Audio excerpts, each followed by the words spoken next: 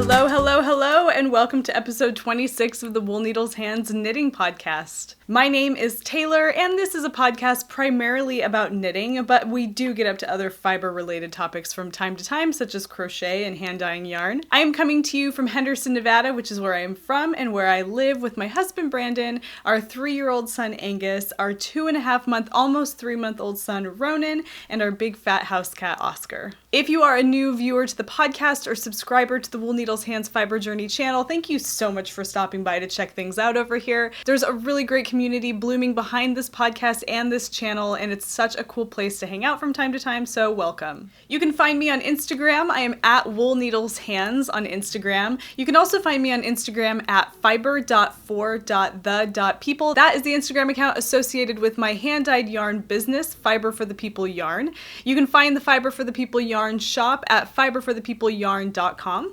I am having a shop update on Thursday, which is tomorrow, June 21st at 7 p.m. Pacific Standard Time, and in just a moment, I'll do a quick montage of some of the colorful goodies that are going to be coming to that shop update. In the meantime, though, you can head over to the shop, which, like I said, is fiberforthepeopleyarn.com. Head over there, scroll all the way down to the bottom. There's a section where you can sign up for the Fiber for the People newsletter. Sign up. That way you can keep on top of anything coming to the Fiber for the People Yarn shop. If you'd like to get in touch with me for anything regarding the podcast, you can contact me at woolneedleshands@gmail.com, or you can head over to Ravelry and contact me there. I'm at Wool Needles Hands on Ravelry as well, or you can join the Wool Needles Hands podcast group over on Ravelry. Just go to the groups tab and search Wool Needles Hands, a knitting podcast, or even Wool Needles Hands, and you should be able to find the podcast group there. Also, don't forget to check out some of the vlog episodes that have been uploaded here on the channel recently. I've had a couple episodes of Tips from the Dyeing Studio where I share with you tips that I have learned along my road to dyeing yarn, and then also the Wool Needles Hands video log. It's where I chronicle my day-to-day, whether it's dyeing yarn, experimenting with yarn dyeing, hanging out with my family, or just working on my works in progress. If you've been frequenting the Wool Needles Hands corner of YouTube since the very beginning, or even just of late, you'll probably notice that the channel has had a few changes. The first change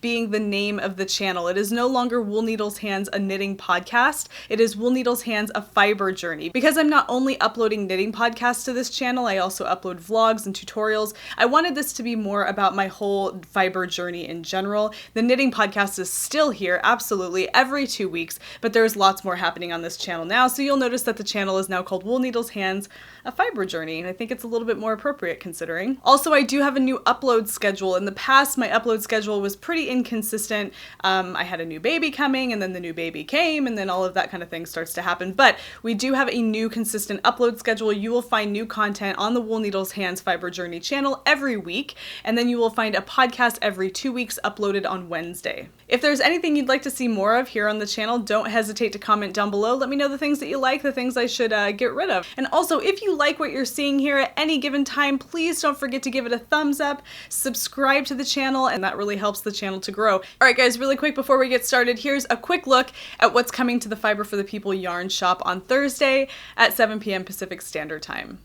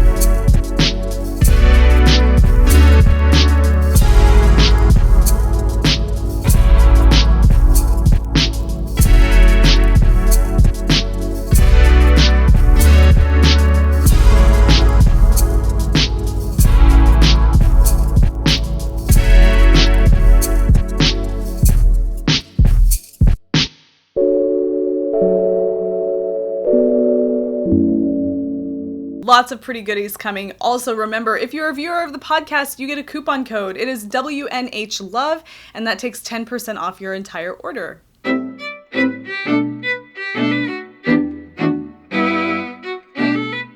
Wool Needles Hands Year of Hats Cal is still going strong. We are now in the month of June. If you haven't had a chance to check it out, definitely head over to the Ravelry Group and find Wool Needles Hands Year of Hats Cal. It's all the way up at the very top of the thread. I have made that thread sticky so it's easy to find. That'll give you the breakdown of what's going on in this knit along, but pretty much what we're doing is knitting a new hat every month, and each month has a theme for the different kind of hat that you're knitting. June is actually a knitter's choice month, so the hats that are being knit for this portion of the knit along are all coming from knitter's choice, and there's some really beautiful hats going on over there on the Ravelry page right now, and I'm going to share some of those with you guys in just a moment. I want to share with you really quick first though the prize for the June portion of the knit along. For the prize for the June portion of the knit along, I'm going to be giving away another Lorelei Urto Designs it's a stitch marker holder, and it could be a keychain. It's so beautiful. Her jewelry designs are amazing. So this is a stitch marker holder by Lorelei Urto Designs. You can see it's got the little stitch markers down here,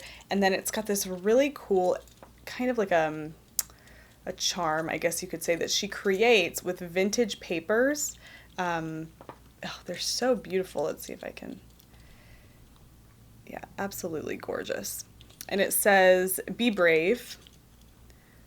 And I love it. Her, like I said, her jewelry designs are absolutely gorgeous. So you'll get the little stitch markers and the stitch marker holder.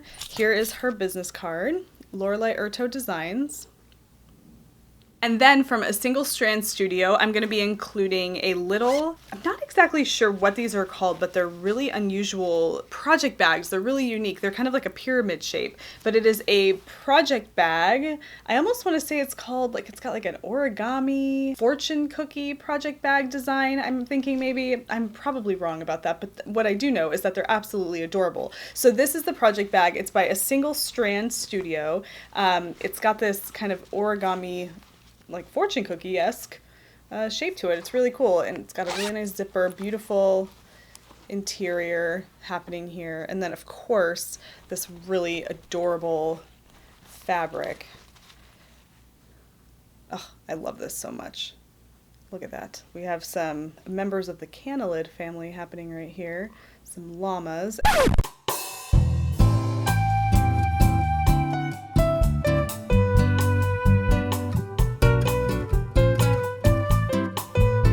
We also have some beautiful cactuses. I just love everything about this. It's absolutely gorgeous. So this project bag, and then also included with that project bag, A Single Strand Studios has also provided not only their adorable business card, which I'm going to show you, but they also have these really cute progress keepers. Like, look at this, you guys. Okay, so this is a progress keeper, and this it has the little there. Okay, so you got the little I love knitting charm right there, and then this little charm is their logo, A Single Strand's logo. It's kind of what their business card looks like that, and it's a hard, almost, I'm not exactly sure what that is. It's like a kind of like a craft type plaster. I don't really know, but it's really adorable. And it says on there, A Single Strand Studio. I wish I could get like really close so you could see what that looks like.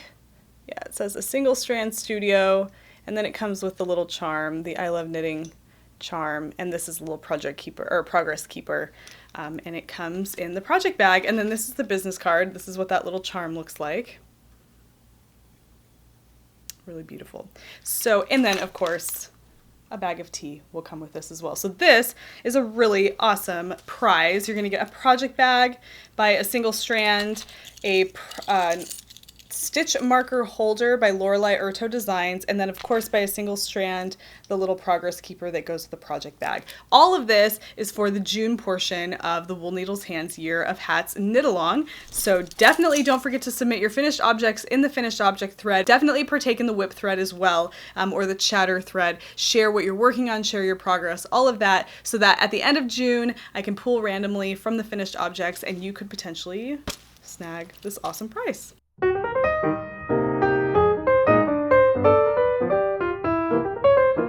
So today I am having a really refreshing glass of sun tea. I've actually been really into sun tea lately, and in, I think it's vlog 5, I do a little, I show you how I make my sun tea.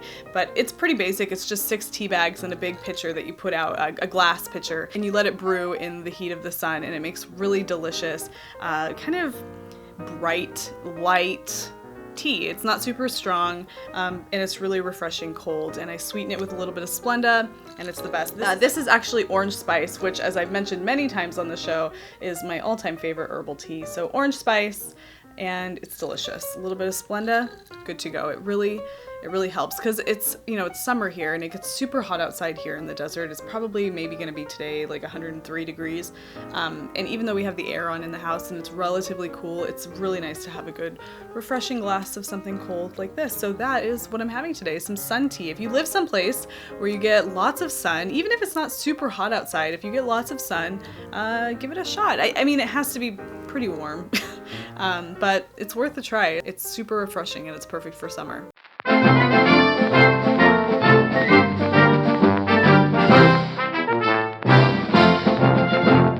63-year-old Judith Durant, who is actually the editor of the really famous One Skein knitting and crochet books, and also the founding editor of Interweave Knits magazine and a contributor to Interweave Knits magazine, plus a prolific knitwear designer. She was actually tasked by the production company behind Carousel, which is a Rodgers and Hammerstein production on Broadway, to knit 13 of the 47 sweaters featured in that show. Miss Durant, who's actually from Massachusetts, Lowell, Massachusetts, spent 3 months pretty much tied to her couch knitting the sweaters for the production. She says that she actually gained 10 pounds just spending most of her time knitting on the couch, binge watching things like Nurse Jackie, Mad Men, and even Twin Peaks. Doesn't sound all that unfamiliar.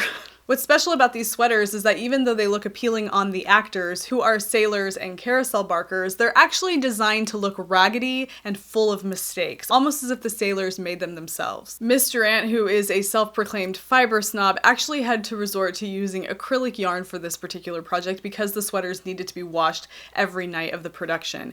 Anne Roth, who is the costume designer behind the production, actually wanted the sweaters to be made out of rough wool, but because you can't put rough wool on dancers, because it's just completely uncomfortable in that particular situation, they needed to stick to something that was not only washable, but also wearable. In order for Miss Durant to meet her deadline, she did have to hire out some help. She got some recommendations from yarn shops in Massachusetts, but she also hired some help from New Hampshire and Michigan. She was able to get together 10 additional knitters to help her meet that deadline. Durant estimated that it took her 70 hours to make each of Mr. Henry's, who's a character in the show, his 4 sweaters. Ryan Steele, who was one of the dancers on the show, said that spending most of the show wearing my sweater is actually quite grounding and establishes a sort of tribe feeling among the men. He said also it's very, very warm. And that actually makes a lot of sense to me. It's something about wearing a knit sweater that is very grounding. It's very earthy, but all of them having these really similar kind of raggedy sweaters, the realism behind that, especially when you're doing a production where it's supposed to look as if the men created these sweaters and they're all coming from kind of a similar background. It would definitely be something that would bring those actors together and almost even contribute to the onstage chemistry, and it's kind of cool to know that a knitter had something to do with that. This story was actually recommended to me by a viewer, so if you find anything out there, because knit happens everywhere, that is happening in the knitting world and you'd like to share it with me so that I can share it here on the podcast, please don't hesitate. Just email me at woolneedleshands@gmail.com.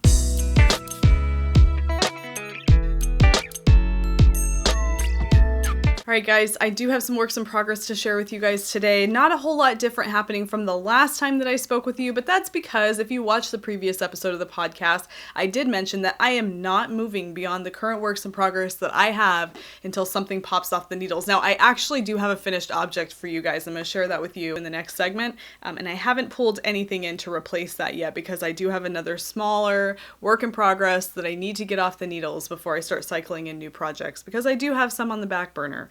Believe me. But I'm going to go ahead and go over with you what I am actively working on right now. All right, living in my Marlowe and Rex bag. Is it what? Molly. So living in my Molly and Rex project bag. This was actually where I was keeping my crocheted market bag, which I'm going to show you in the next segment because it's finished. Now I'm keeping something else in here. So we've had some little real estate changes with my projects. I am keeping my squash blossom hat in here. So this is a design by Irina Anakiva. It's a really beautiful lace hat. This is actually supposed to be my submission for the Wool Needles Hands Year of Hats Knit Along for April, But I've mentioned this, and I'm not going to beat this to death, but I've mentioned this before, that lace knitting, when you have a 2.5-month-old, you're running a business from your home, and all of the other things that go on, and a toddler, not to mention who's potty training, all of this, knitting lace is really difficult. And you'll actually see another example of that when you see that I haven't made a ton of progress, but I'm getting there, and I want to talk a little bit about my plans for this in a second. So here is what I have so far of my squash blossom hat. I didn't mention in the previous episode the colorway names of this yarn. This is actually 2 skeins. I'm holding 2 strands together. The solid kind of terracotta color, it's actually called Clay. That's the name of the colorway. That's Fiber for the People yarn on the Twisty Singles Luxe base. So it's a 70% superwash merino, 30% silk yarn base. It's really beautiful. It was the Lucky Strike color, so one of a kind in that sense. And then the fuzzy fiber you're seeing here is kind of a mystery skein that I had in my stash. It's probably a mohair blend of some kind, but the 2 of them together are really very beautiful. So this is all I have going so far on this particular project. It's a really beautiful pattern. I'm loving the texture of the hat. I talk in great detail about this on the previous episode. The twisted rib is beautiful. This is actually my first real application of that technique. I've never really done a twisted rib before, but I definitely love the texture that it gives. I'm going to show it to you kind of so you can see the texture. It's kind of a beautiful...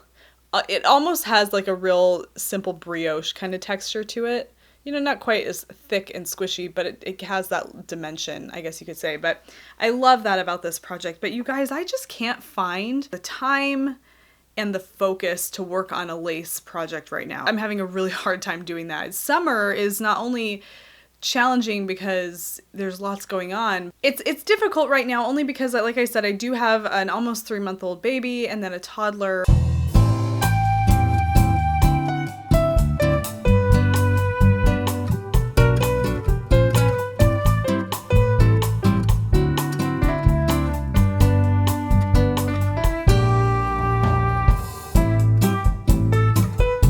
Buck up and, you know, find time to really put a dent in this. Maybe it's actually what I need. Maybe I need to make myself work on this because it's diverting and kind of pulls your mind away from all of the other goings on that you tend to worry about during the day. That is a lot diatribe about this particular project. So we're going to go ahead and just put this back in its project bag for now and move on to something else. Okay, my next project is what I've been working on quite often since I finished my market bag. I've kind of been gravitating towards this. It's a crochet project, and I don't know if it's necessarily because it's crochet and I'm just obsessed with that like rhythm right now, or if it's just because I'm loving the color therapy that it provides. One or the other, it doesn't really matter. I'm just really enjoying working on it. And it is my granny stripe baby blanket that I'm working on for my sister-in-law who's expecting in November. So let's go ahead and look at this. I'm actually keeping it. I love this project bag. I'm really excited to share it with you guys. This is the project bag for this project. It's just this little plastic zipper pouch that I picked up at Target. Awesome buy because it's a great project bag, and the reason, and it's not only ridiculously like girly and pink, and it's not like, I'm not super into pink, which in this, it's a really stupid thing to say when you're wearing pink and you're holding something pink and you're enjoying both of those things, but it's just really cute. And I mean, for a project bag, we can go there, right? We can go to cutesy pink and vibrant colors that we wouldn't typically wear on our bodies. We can put it on our project bags. And so I thought this was cute because this is definitely a project that I would work on poolside. And that way, when I'm not working on it, I can put it in here, zip it up, and it's like a wet or dry project bag. So that way, if it gets wet, my project bag or my work in progress doesn't get damaged. So loving that. Never underestimate the bargain bin when you walk into a Target. It's the best. The only thing I kind of regretted about it was I was hoping that this little zipper pull that it has right here, if you can see that, I was hoping that there was a way that I could take that off and turn it into some kind of a progress keeper, but no such luck. But it doesn't matter. It's still super adorable. Like, look at this. My niece would absolutely adore this. She's super into mermaids right now. Okay, anyway, this is, like I said, my granny stripe, crochet granny stripe baby blanket. Let's go ahead and see what I've got going on so far. Okay, so here we are. I think that the last time we chatted, I had maybe just made it to the pink. No, I was on this green portion right here. So I've added 2 new stripes. And I actually just started picking this back up again like a day and a half ago because I just finished my market bag. And I was really monogamously working on that market bag. I didn't work on anything else. I just wanted to work on that until it was finished. There's a whole story about that market bag and how many times I had to go back and rework it. So if you're interested in knowing all the drama about that market bag, go back to vlog 5, I believe. I think it was vlog 5 where I started working on the market bag. In my, whatever it is, I'll link it right up here. You can just tap on that, hold it in the taskbar, and check it out later. But that's kind of, I talk a little bit more about the progress of my market bag. So I was definitely monogamous with that bag. I wanted to get it finished so I could show you, and then also because I wanted to use it. I was super excited about it. But now this is what I'm working on right now. And I'm really loving this. You guys, there's something about these crochet blankets. They are absolute color therapy. And I think that's why I just gravitate towards it. I can sit there and just, you know, hook away, and it, you know, is super soothing. So right now so this was My Kind of Pink. Oh, let's try to do this. How can I, wait a minute. Okay. I'm going to fold this up. Okay. So we have Silver Slipper, Come Here Often, My Kind of Pink, Craig Nadoon, One Can Become Too Familiar with Vegetables, and Cactus Flower. And these are all Fiber for the People yarn minis that I'm using here. And I love it so far. I absolutely love it, especially this Cactus Flower. Look at that. That's Cactus Flower on my Twisty Singles Luxe base. Again, at 70% superwash, 30% silk single ply. Oh my gosh, but it is so beautiful on that yarn base. All the colors. And you know, it's a really random assortment of colors here, but I imagine as I go how beautiful it's going to be. So right now, like I said, I'm working on Cactus Flower, and the next in my magic cake, the next color I believe is just going to be this mauve color here. This is called Mauvin on Up. That's also another Fiber for the People colorway. And then I'll get a little bit of this Peachy Keen colorway as well. All Fiber for the People. And the reason why it's all Fiber for the People is because I have a ridiculous amount of Fiber for the People minis, because whenever I sample out a skein, I will keep minis so that I can use it for swatching later. But I have tons, and I love it. And I love being able to use it in my project and share it with you too, so you can see what it looks like when it knits up. But I love the yarn, you guys. I know I'm biased. It's just the way it is. I absolutely love the yarn. Let's go ahead and take a look at this cross section of fabric. Oh, hello. That's a sexy cross section of crocheted fabric. Gotta love it. So that, you know, this is actually what I seem to be pulling off the shelf to work on more than anything. Coming around to try it, like I'm trying to get myself up to working.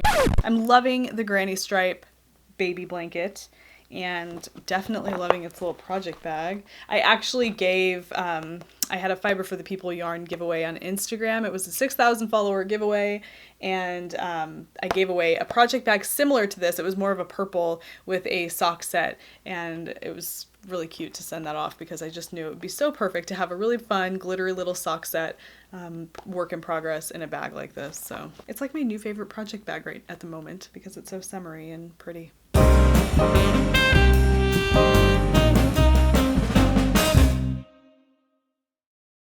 I have a finished object to share with you. As I mentioned, I'm super excited to share it with you guys. If you follow over on Instagram, I did post a picture with me holding this crochet market bag. I love it so much, you guys. I'm really happy that it's finished. But let me preface this by telling you that I did follow the pattern pretty much, but there were some definite improvisations and what do we call that? I improvised a little bit in various different places, which is pretty great considering I'm a brand new crocheter, crochetist, one who crochets. I'm new to it, so I was proud that I was able to kind of do some improvisations in this, but let's go ahead and take a look, shall we? All right, so here is the market bag.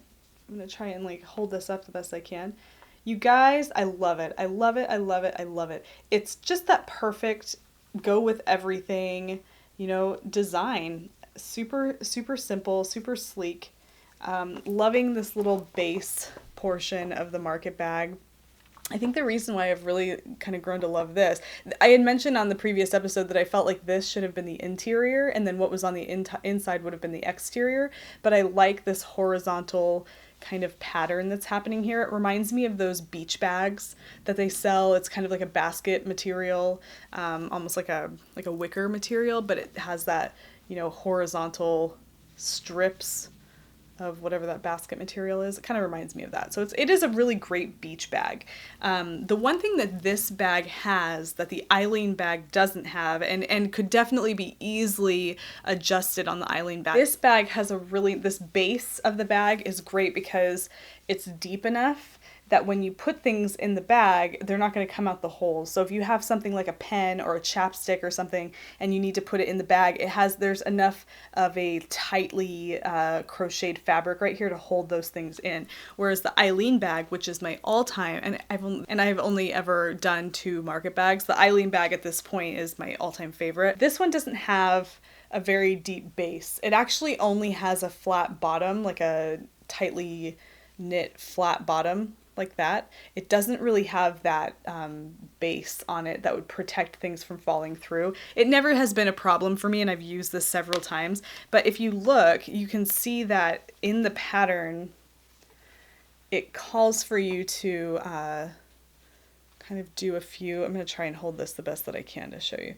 So, okay, so this is the base of the bag, that's the base, and then this is a little lip that comes up the side only about an inch or so. But if you wanted to, you could definitely make that deeper so that you almost are given that little protection from things falling out of the bag. So that would be the only thing I think when I knit another Eileen bag, and it's definitely a when because I plan on doing this again, is I would just make that lip a little bit deeper so that it provides the same security that this market bag has from keeping things from falling out. Because I do keep chapsticks in my bag all the time, and unless of course you have a little cosmetics bag that you can keep those things inside of and then put that in the market bag, it's just extra protection. So that's the one thing that I would change on the Eileen bag, but that I really love about this crocheted market bag. Again, this is actually a design that was featured on My Poppet, which is a Australian craft blog. I'll link to it down below in the description box. Everything that you need to know is there. I'm using Softy Baby Cotton by Bernat.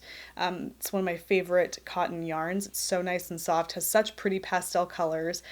So that's what I'm using here. Both of these are Softy Baby Cotton. The pattern for this on My Poppet actually uses cotton yarn and then rope for this portion. It's kind of like a, I don't know, like a worsted weight roping almost. So, but I'm using cotton yarn for both. Anyway, I'm not going to go into great detail about all of the issues I had. Definitely check out the vlog series if you kind of want to know a little bit more about that. But what it was, in brief, to make this really short, was that apparently, and I didn't know this ahead of time, when you crochet in the round, in order to kind of keep, because crochet is tall, it's much taller than knitting, there's definitely an issue with lining up or keeping even your rows as you go around.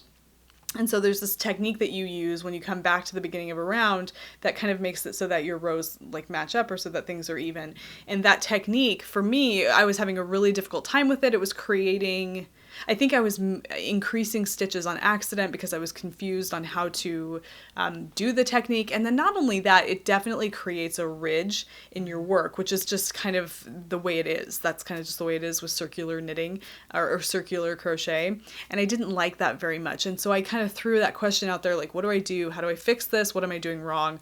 I had so many commenters giving me tips on what I could do to fix it.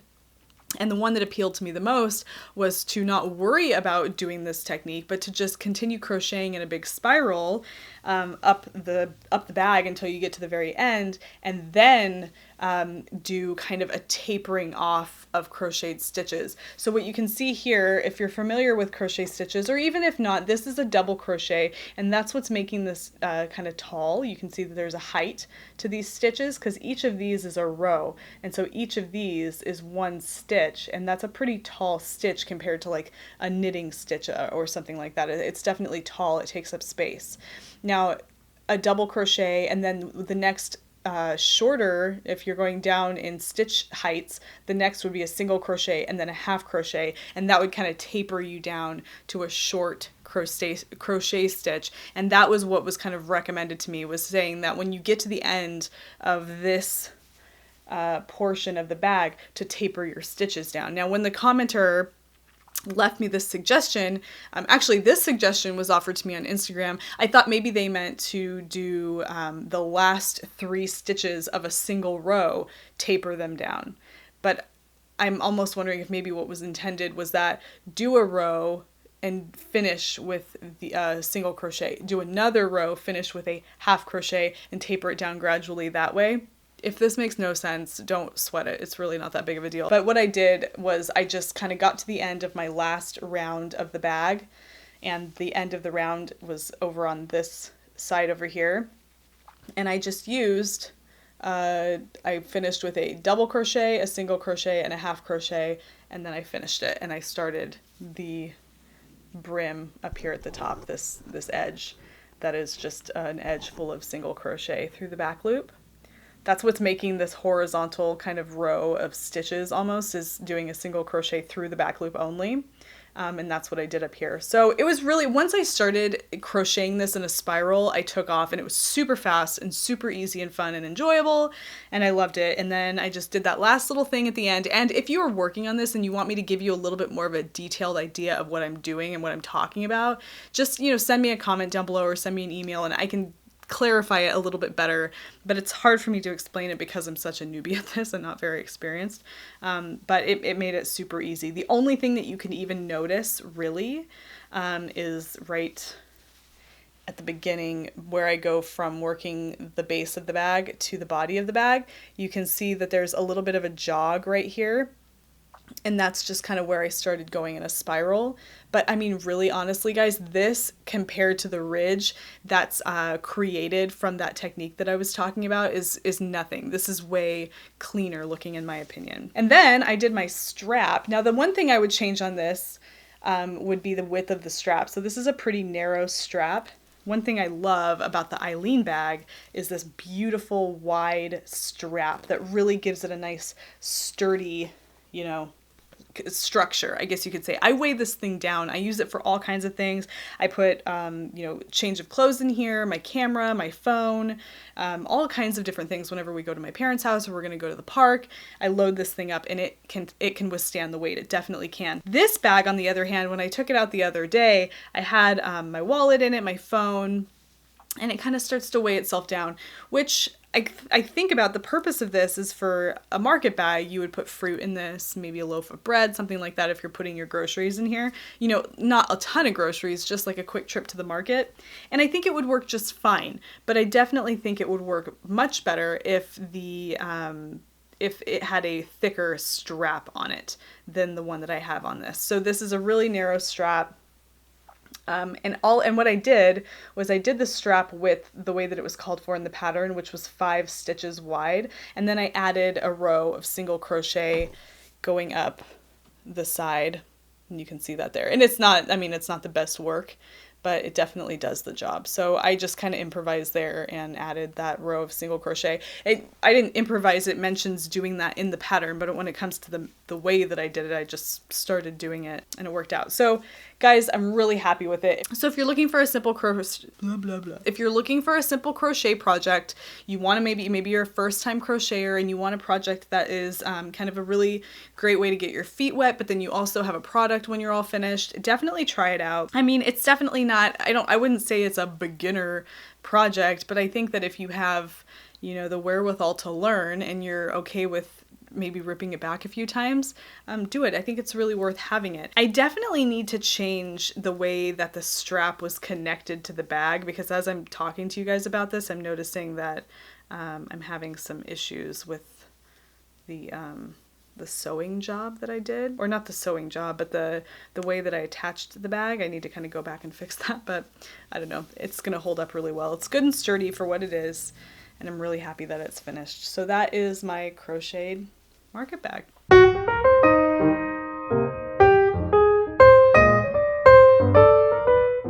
So this is a segment that I'll funnel into the podcast from time to time. I won't have it on every episode of the podcast. I just kind of like to bring it in when I feel like I have something that is relevant to share with you guys. So this is the Knit to It, Crochet to It segment of the podcast. It's just where I share with you something that I've recently been watching a lot of as I work on my projects, or even maybe as I'm just having a cup of coffee that I wanted to share with you guys. Bon Appetit magazine, if you're not familiar, is a food magazine where it kind of focuses on the home chef, I guess you could say. Somebody who is a foodie that likes to cook really good food, but it's a little bit more down to earth than Food and Wine magazine, which I think is more about, fine dining, like out.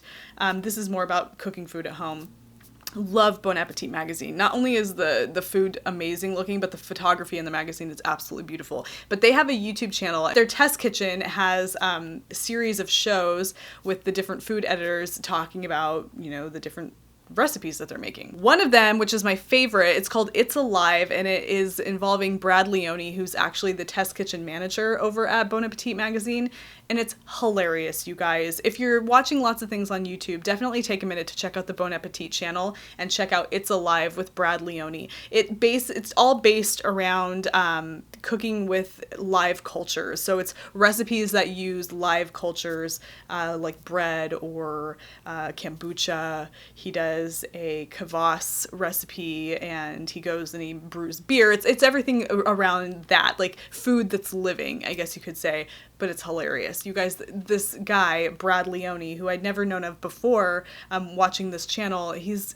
just so great. Super entertaining to watch. But then not only his show, there's all these other little snippets of different test chefs who are creating various different things. Like one is gourmet Skittles. They try to recreate Skittles using only, like gourmet products, or Kit Kats. They do the same thing with Kit Kats. There's one where Claire, I think her name is Claire Music. Her last name's Music. I'm not sure, but she shows you how to make scrambled eggs 3 ways. Super informative. If you're into food, definitely check it out. I love sitting, having my morning coffee, or working on a project while watching this. It's just mellow. It's easy. It's fun to watch. You'll definitely find yourself binge watching the It's Alive series for sure. It's definitely one of my favorites. So check it out. Just wanted to share that with you guys. Offer you some other things that you could be watching while you're working on your projects.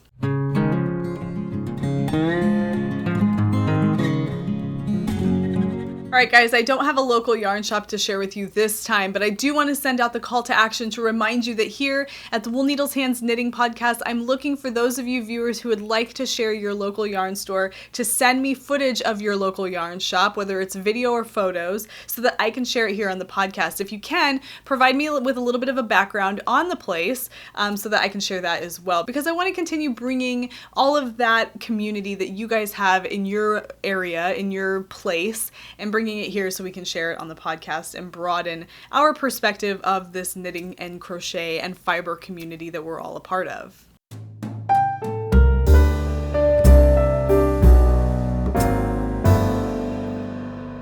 All right, guys, that's all I have time for today. I will see you on the next episode of the podcast in 2 weeks. In the meantime, don't forget to check out the vlog series that have been uploaded. Also, don't forget to check out the Fiber for the People shop update happening tomorrow at 7 p.m. Pacific Standard Time. Really pretty yarn going into the shop. Plus, there's a new sock set club going on over there. Just head over to the shop, tap on the club link at the very top, and check that out as well. If you like what you've seen here, don't forget to give it a thumbs up and subscribe. It really helps to spread the word about the channel and to help the channel grow, and I really appreciate it. Until next time, guys, happy knitting, happy crocheting, happy whatever it is that you're doing. Bye!